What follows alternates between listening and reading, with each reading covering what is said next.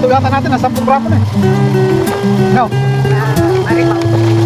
Dapat niya bago may deliver, 20 grams ang pinagamahin na. Kasi kunti lang kita natin dyan eh, malulugi tayo sa biyahe.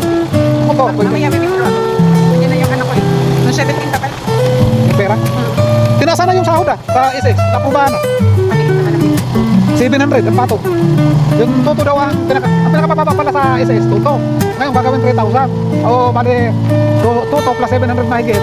Eh, magiging halos 3,000 sabi. Napanood ko kapon eh. Napubado na sa batas. Yung every 3 years, pwede magtaas. Napubana ba yun sa'yo? Hindi mga yung ano yung ano. Hindi, napubana ba yun sa pagtaas?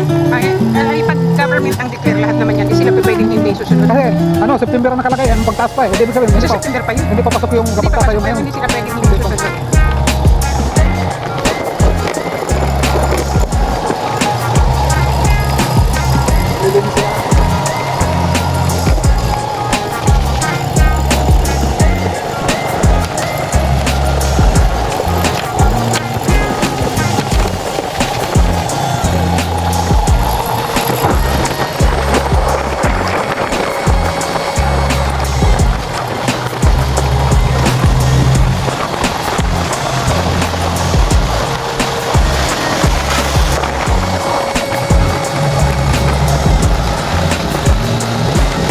Hindi nga masama tapal-tapal o kagabi, nagpasingaw pa ako dito.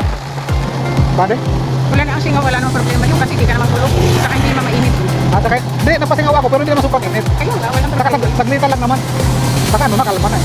Nainit ako baka sa dami ng ina-apply, baka na-over na eh. Nakakapagtaka lang yung gamot ng doktor, walang reaction. Ewan ko nga, bakit?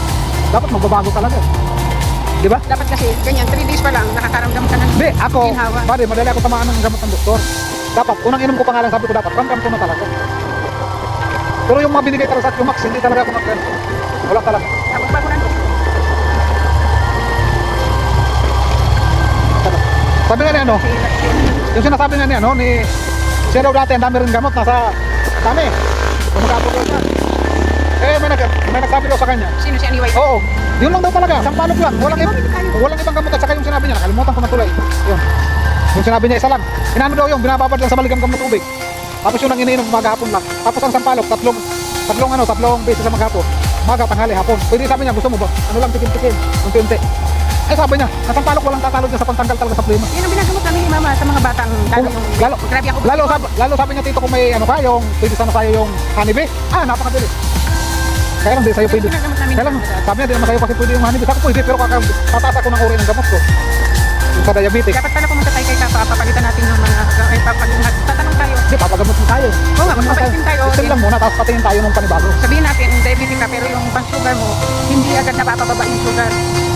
Kung ano ang pagpapaitin gawin. Ewan ka na, no? Kasi nababa naman ako sa gamot ni Mama eh.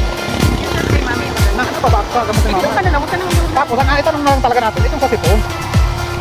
Itong ano,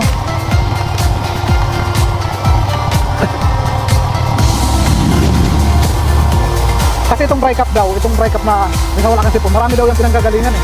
Hindi lang sa kung sinasipon ka. May yung parang nagkaroon ng problema yung ano mo, yung loob ng tiyan mo. Kaya nga sabi ko, kasi ang dry ka, yun yung sinasabi ko sa'yo, yung sobrang init ng katawan mo, hindi madalas naliligo. Isa yan, sa nagkakaroon ng dry ka. Kaya nga di ba sinasabi ko sa'yo, huwag mo pamihasain yung sarili mo na 3 araw, 2 araw, at lagi ka nakalungkit, tapos hindi ka naliligo. Kailangan ng katawan yung fresh na pakiramdam. ayun, araw-araw na ako ngayon naligo. Mabuti, yun ang mas maganda kasi sisingaw yung init ng katawan mo. Ilang araw na ako, 4 araw. Ilang araw na ako tulog.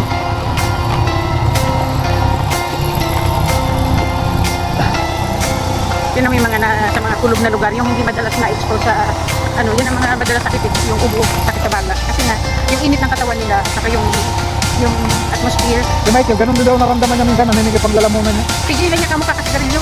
Ako dyan na yan sa sigarilyo din. Kaya sabi ko, Michael, maniwala ko. Kahit gumaling ako talaga, ako tigil ko Nakakita na. nga akong 3 upo sa sigarilyo doon sa CR eh. Sisitayin niya sana kita eh, baka ako nagtatago ka eh. Hindi ah. Linas ko na Ay din. naku bade, baka gusto ko manigil, yung ayaw ko magtago. Saka ayaw ko na. Thank you Lord. Ilang beses na ako nangako. Salamat sa Ilang Diyos. beses na ako nangako. Kasi para sa Sabi ko nga Panginoon, sana yun. Pag Tawad ako, pagalinan ko ang kapalit. Kaya tumigil ako. kasi matutuwa ang Panginoon bumitaw tayo sa mga bisyong hindi naman dapat. Gusto. Alam ko naman kailan. Matagal ko na rin yung dinadasal na sabi ko, paano kaya ako titigil sa bisyo na ito? Bakit ito na ang dahilan talaga? Oo nga, yun nga din nasabi ni, di ba noon, sabi ko, masyado na ako nag-aadak ako tayo, sabi ko kayo. Kasi, tingin ko talaga kakuramdam ko yung ubo niyang yan, iba. Sabi ko ganun, kaso ayaw bumito sa'yo. Sabi niya, binihan ikang, iyan mo lang ting. Kasi si Alvin ganyan din. Nung una, ayaw, pinag-away namin. Di pinabayaan ko, nung nakaramdam siya, naman siya, nahirap siya mahuminga. O, ay, siya ako saan bumitaw. Sabi ko, dadating pa ba tayo doon? Sabi niya, wala ka magagawa. Kasi gusto nila yan. Di, parang kaya siguro, pinaramdam na rin sa'yo ganun, para habang maaga, ma-realize mo talaga yung ano yung tama. Magbayad ka dyan, ha? Makahiya.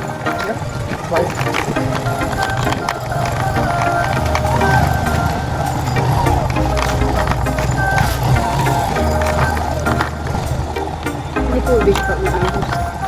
Dito mo na lang. Malilim dito. Doon sila ba? Doon na lang. Teka, bababa kayo ko.